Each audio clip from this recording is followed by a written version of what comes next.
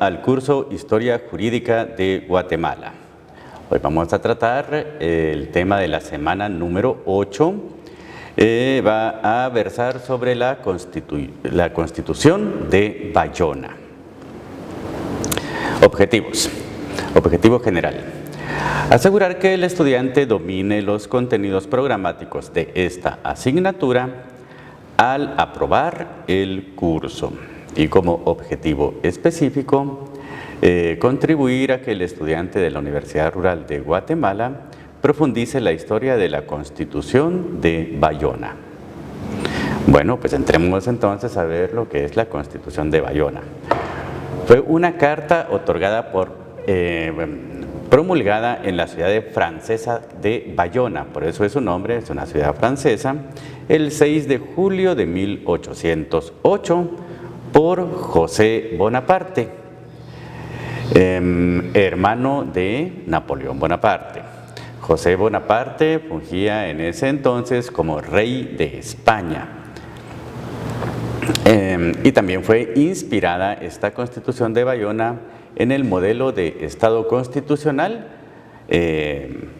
bonapartidista, de Bonaparte. Entonces, quiere decir que cuando él, fungiendo como rey de España, al promulgarse esta Constitución de Bayona, abarcaba también todos los territorios en ese momento que estaban dominados por la corona española. Entonces, el Estatuto de Bayona de 1808 fue el primer texto constitucional español, a pesar de que este lugar suele asignarse a la Constitución de Cádiz de 1812. Bueno, pues entonces el Estatuto fue una carta otorgada a través de la cual Napoleón Bonaparte trató de institucionalizar un régimen autoritario, pero con un reconocimiento básico de libertades. Entonces, aunque el modelo se halla en el constitucionalismo napoleónico, o sea, la Constitución francesa del año octavo, y textos napoleónicos de Westfalia, Nápoles y Holanda, la participación de una asamblea de notables españoles sirvió para introducir unas leves particularidades al texto original, no presentes en otros documentos de Bonaparte, y entre los que destacan el papel más relevante que se otorgó a las Cortes españolas.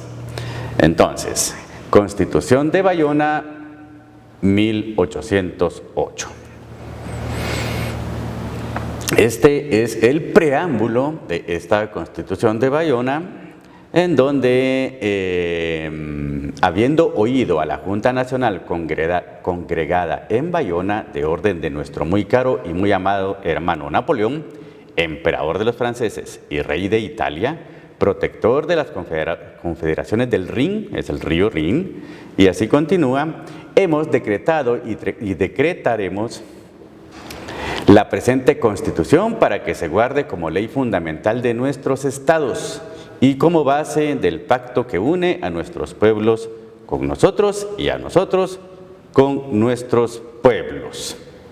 Entonces, aquí iniciamos con el artículo número 1 de esta Constitución de Bayona, la cual establecía que la religión católica, apostólica y romana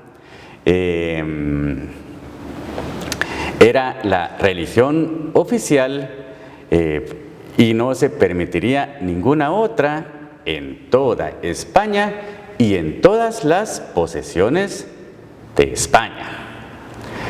El artículo 2 de esta Constitución de Bayona, nos habla de que la corona de las Españas y de las Indias será hereditaria en nuestra descendencia directa, natural y legítima, de varón, por orden de primogenitura y con exclusión perpetua de las hembras. Miren qué interesante.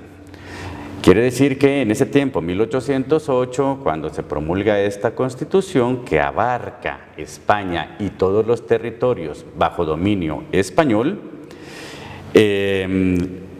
estaban estableciendo o establecían que la corona era hereditaria y llevaba una jerarquía de heredidad. O sea, se debía heredar al primogénito varón. Y por supuesto con exclusión perpetua, imagínense eso, de las hembras. O sea, la mujer no tenía ese valor igualitario de estos momentos. En defecto, esto es el segundo párrafo del artículo 2 de la Constitución de Bayona, en defecto de nuestra descendencia masculina natural y legítima, la corona de España y de las Indias volverá a nuestro muy caro y muy amado hermano Napoleón, emperador de los franceses y rey de Italia, y a sus herederos y descendientes varones, naturales y legítimos o adoptivos. Preferían otorgarle esta corona a un heredero que fuera adoptado en lugar de otorgársela a una mujer que viniera del linaje de estos personajes. Se recomienda darle lectura a todo el artículo número 2. Bueno, prosiguiendo. Vamos a analizar el artículo número 3 de la Constitución de Bayona, el cual dicta: la corona de las Españas y de las Indias no podrá reunirse nunca con otra en una misma persona. Bueno, la corona de las Españas y de las Indias, acuérdense que las Indias, o sea, América, los territorios que estaban en ese momento bajo la dominación española, no podrán reunirse nunca con otra en una misma persona. O sea, no podía entrar otro reinado que no fuera del índole español. En el artículo 4 ya nos habla de leyes y reglamentos de los reyes de España. Entonces dicta: en todos los edictos, leyes y reglamentos, los títulos del rey de las Españas serán, por la gracia de Dios y por la Constitución del Estado, rey de las Españas y de las Indias. Aquí seguimos ratificando que el mismo rey es el de España con las Indias. Luego vamos a ver que algún requisito de edad que tenía que contar con el rey. Antes de asumir el trono, por ejemplo, el rey debería de contar con más de 25 años. Y si no, tenían que nombrar a otra persona para que lo suplantara. Entonces, fíjense pues, el rey al subir al trono o al llegar a la mayoría de edad, prestará juramento sobre los evangelios o en presencia del Senado, de las Cortes y del Consejo Real llamado Castilla. El ministro, secretario de Estado, extenderá el acta de la prestación del juramento. Y aquí vamos a pasar entonces a cómo era ese juramento que debía de pronunciarse en aquella época. La fórmula del juramento del rey será la siguiente, dice: juro sobre los santos evangelios respetar y hacer respetar nuestra santa religión, observar y hacer observar la Constitución, conservar la integridad y la independencia de España y sus posesiones, respetar y hacer respetar la libertad individual y la propiedad, y gobernar solamente con la mira del interés, de la felicidad y de la gloria de la nación española. Bueno, pues esto es muy interesante. Aquí estábamos hablando que en este juramento se debían de respetar, en primer lugar, la religión católica. Luego tenían que defender esta Constitución, conservar la integridad y la independencia de España y de todas las posesiones que tenía en ese momento la corona española. Bueno, Fíjense que en el artículo número 7 nos indica esta Constitución de Bayona: los pueblos de las Españas y de las Indias prestarán juramento al rey de esta forma.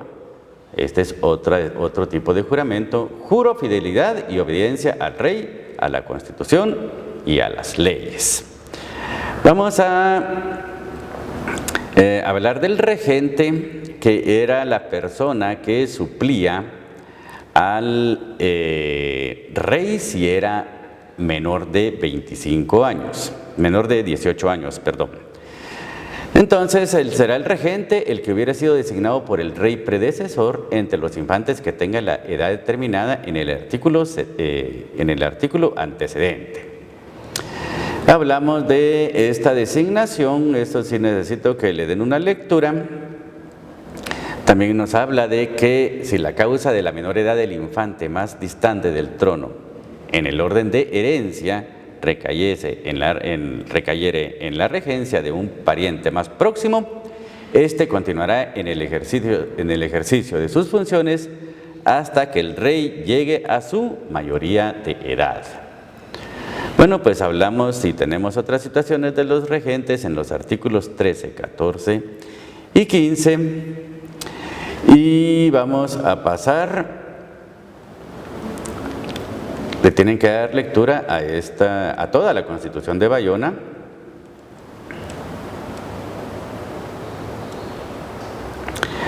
Y vamos a pasar a las preguntas. Pregunta 8.1. ¿Fue el primer texto constitucional español? Pregunta 8.2. ¿Dónde fue promulgada el Estatuto de Bayona? Pregunta 8.3. ¿En qué fecha fue promulgado el Estatuto de Bayona? Pregunta 8.4.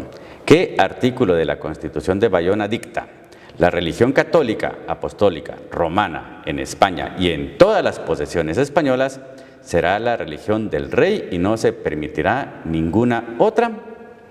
Pregunta 8.5. ¿Qué artículo de la Constitución de Bayona dicta: la corona de las Españas y de las Indias no podrá reunirse nunca con otra en una misma persona?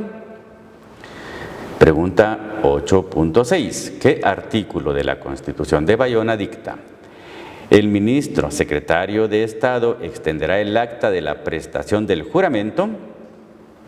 Pregunta 8.7.